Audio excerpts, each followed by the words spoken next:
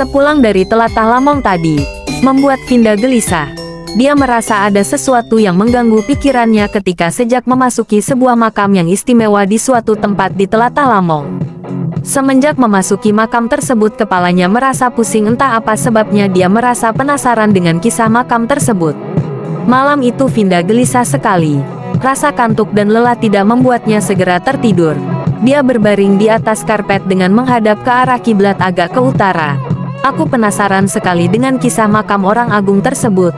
Apakah benar beliau itu yang diceritakan banyak orang? Apakah benar di sana banyak peninggalan yang tertinggal? Kenapa aku kepikiran terus? Begitu pertanyaan yang timbul di hati Vinda tentang kegiatannya tadi siang. Karena sudah lelah, Vinda pun tertidur. Dia pun terbang ke alam mimpi, di mana dia menuntaskan rasa penasarannya. Pada siang itu Vinda kembali menuju suatu tempat di telatah Lamong. Dia terlibat percakapan dengan para pemuda Lamong dan beberapa warga. Dalam percakapan mereka didapat sebuah kesimpulan bahwa akan melakukan sebuah penggalian di sebelah barat makam orang agung. Maka berangkatlah mereka menuju tempat yang dimaksudkan itu, yaitu areal makam sesepuh Lamong.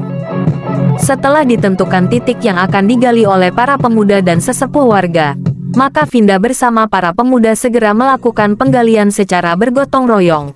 Banyak tawa dan canda mengiringi penggalian tersebut yang mana menunjukkan keakraban dan tekad mereka mencari jejak sejarah nenek moyangnya. Penggalian mulai mencapai kedalaman 1 meter. Banyak pecahan artefak yang mereka temukan. Mereka mengangkatnya dan membersihkannya. Penggalian pun kembali dilanjutkan. Keringat pun bercucuran membasahi tubuh mereka. Tak lama kemudian mereka mendapati struktur pondasi bata yang arahnya melintang dari timur ke barat. Strukturnya mirip kanal namun ada tangga yang menurun. Karena kelelahan, para pemuda yang dikoordinir Safrudin beristirahat di atas sambil berdiri di tepi galian. Tinggallah Vinda yang masih ada di bawah. Sambil menggunakan sebuah linggis, Vinda pelan-pelan menggali tanah di antara struktur pondasi. Tiba-tiba ada yang aneh di antara kerumunan para pemuda di atas. Tepat di sebelah Safrudin ada seorang yang duduk bersila sedang menunjuk ke arahnya. Orang tersebut terlihat samar-samar wajah dan tubuhnya. Dan anehnya lagi, para pemuda Lamong seperti tidak melihatnya.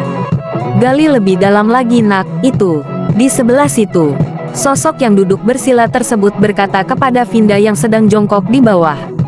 Vinda melongok ke atas dan bertanya, "Sebelah mana?" "Sebelah situ, nak." "Ya, sebelah situ. Ayo galilah lebih dalam lagi. Karena memang di situ letaknya." Vinda pun segera melanjutkan menggali dengan linggisnya sesuai apa yang dikatakan oleh sosok yang samar-samar tadi. Dia tidak curiga kepada sosok yang tiada dikenalnya sebelumnya. Sesekali dia melongok ke atas melihat teman-temannya yang masih berkerumun di atas. Ketika dia melihat lagi ke arah atas, ternyata hanya sosok samar tadi yang di atas tetap duduk bersila. Entah kemana para pemuda tadi berada. Suasana sunyi dan mencekam. Namun Vinda terus melanjutkan menggali tanah dengan pasti. Hingga suatu saat linggisnya membentur sebuah benda keras. Tang, tang, tang. Vinda pun menghentikan ayunan linggisnya. Vinda segera mencari tahu apa yang membentur linggisnya tadi. Setelah mengkorek-korek tanah dengan menggunakan kedua tangannya, Vinda meraba sebuah benda seperti logam yang berbentuk bulat.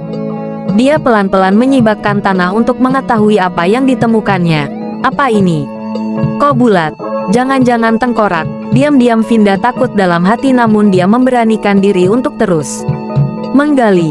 Ternyata benda tersebut menyerupai topeng logam. Vinda mencoba memanggil para pemuda yang ada di atas. "Hei, teman-teman, lihat apa ini?" Tetapi tiada jawaban dari atas.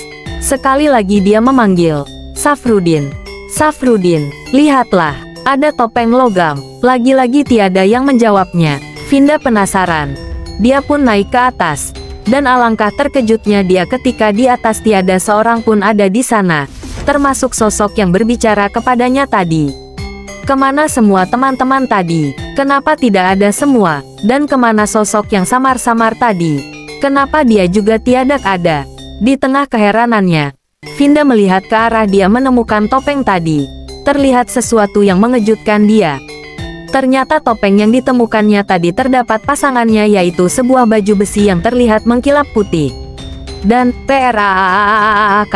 akhirnya Vinda terbangun dari tidurnya karena kepalanya membentur kursi.